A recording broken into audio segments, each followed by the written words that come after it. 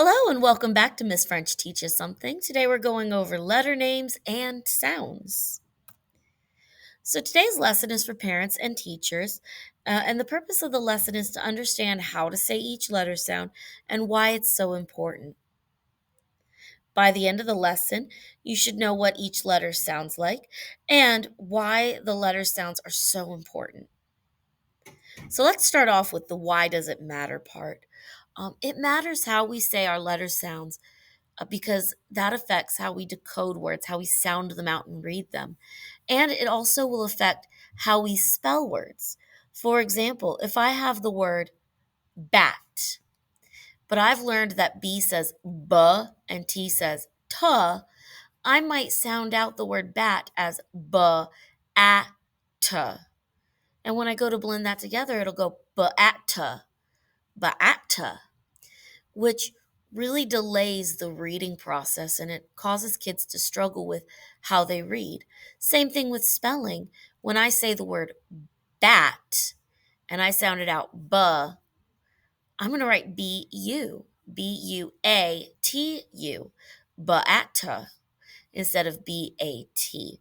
So it's important that we are saying those letter sounds clearly and correctly. So, a little background knowledge. In the English language, there are 26 letters and about 44 sounds, which is more than a lot of other languages. And there are over 30 dialects in the US language, in the USA, I'm sorry. Uh, for example, in Boston, that's one of the most famous ones, they'll say park the car instead of park the car. And now there is no wrong dialect, but how the dialect that a child is coming into the classroom with may affect how they sound out certain words or how they say certain sounds. So these charts that I'm about to show you do come from UFly Foundations. At the end of this presentation, I'll have a QR code link for you to scan that you can it'll take you straight to these charts that you can use in your classroom or at home. These charts show how you form your mouth to say certain words and where your mouth should be formed. For example, with the letters P and B, those are pronounced with your lips together, and they're known as stop sounds, which means you can't drag them out like ah. They stop. For example, P, your lips are pressed together, you stop. B, B, B, you stop. Um, and all of these pictures show how your lips, how your mouth should be formed. So if you have a child who's struggling pronouncing a sound, it might be because they're not quite sure where their tongue should be, where their lips should be, where their teeth should be. So this could help you figure out what the missing piece is. Same thing with the valley chart. This shows you where the sound is produced from. For example, E for eagle is pronounced in the front of the mouth versus ah, which is pronounced more in the back. I'm going to go over each letter name and sound and how to pronounce it. And there are a couple that I'm going to stop and explain because how we were taught those sounds versus how they're supposed to be taught is very different. So let's go over these. A, apple, a. B, bear, b. C, cat, k. D, dog, d. E, elephant, e. F, fish, f.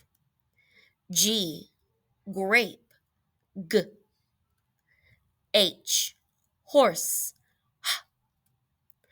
I, iguana, I. J, jeans, j. K, keys, k.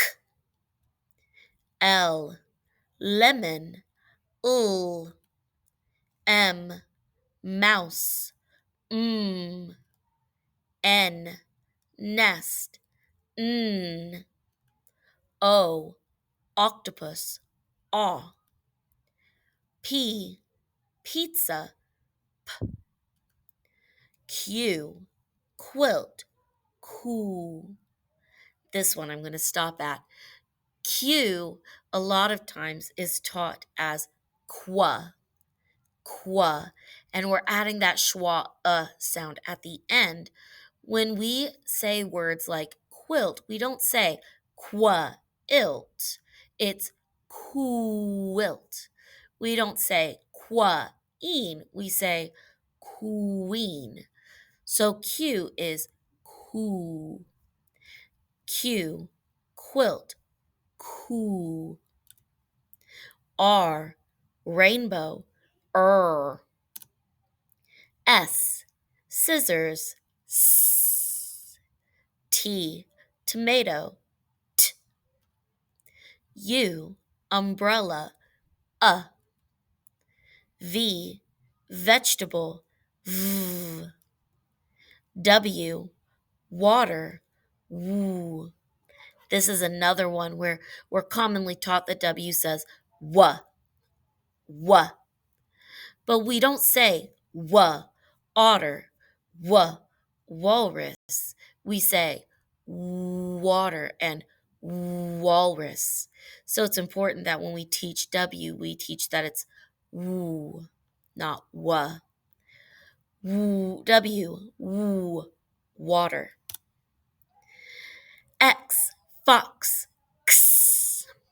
This is one that I've found that my students struggle with. They either want to say the k or the s. X is weird. It's two sounds put together. It is that K, k sound and that S sound. X, x. So if you have a child struggling with that one, remind them that it's really two sounds mushed together. X, fox, x.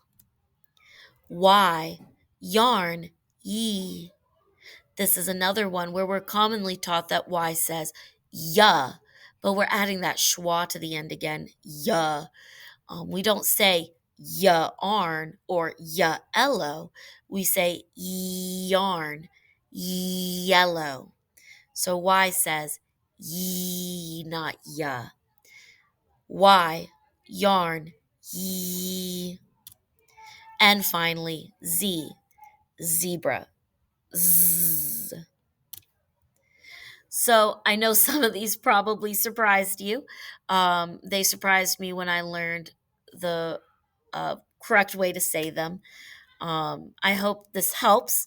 If you are interested in any of those sound cards, how your mouth should form when you're saying certain letter sounds or words, um, feel free to scan that QR code. It will take you to the UFly Foundation's website.